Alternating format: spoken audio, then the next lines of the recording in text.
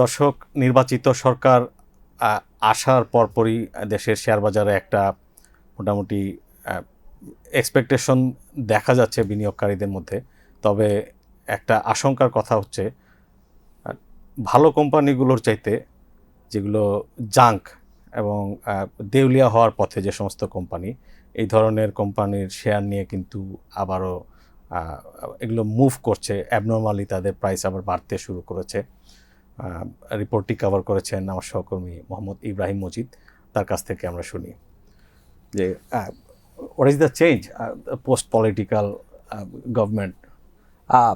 আমরা তো লাস্ট আওয়ামী লীগ গভর্নমেন্টের সময় যেটা দেখেছিলাম যে রেগুলেটরি বডিগুলা যেভাবে ফাংশন করার কথা সেভাবে ফাংশন করতো না, অনিয়মটাই একটা নিয়মের মতো পরিণত হয়ে গেছিল। দেন যেটা আমরা দেখলাম যে হাসান এইচ মনসুর আসলেন, ইন্টারিম গভর্নমেন্ট আসলো, একটু শক্ত করে কিন্তু চেপে ধরলো যেই আমাদের ফাইন্যান্স ইন্ডাস্ট্রিটাকে।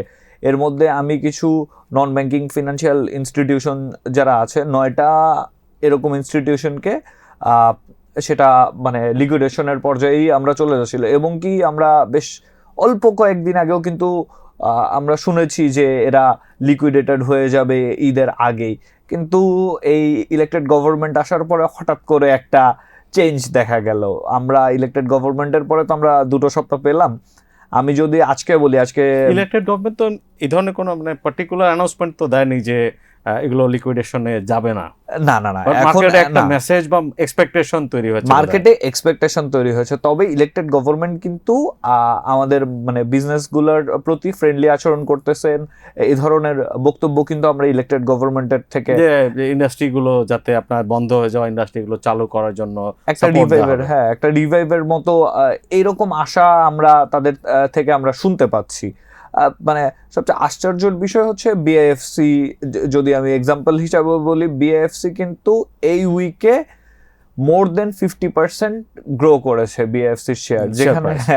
যেখানে আপনার 10 টাকার যেই শেয়ারটা আপনি কিনবেন, সেই শেয়ারটা কিনলে কিন্তু আপনার মাথার উপরে 130 টাকা লায়াবিলিটি চলে আসতেছে। Net asset value minus.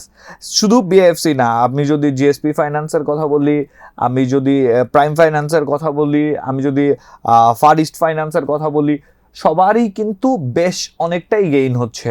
আজকেও আপনার বিএফসির কথা বারবার বলতে হচ্ছে যে আজকেও তারা 10% গেইন করেছে। তো এইটা একটা আমরা চমৎকার ট্রেন্ড দেখতে পাচ্ছি বাংলাদেশের ইকোনমিক সেক্টরে।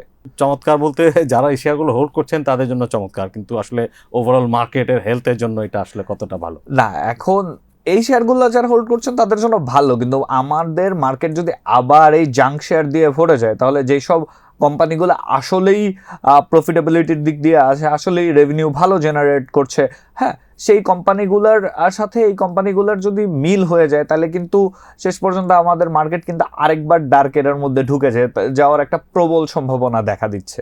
আপনাকে ধন্যবাদ।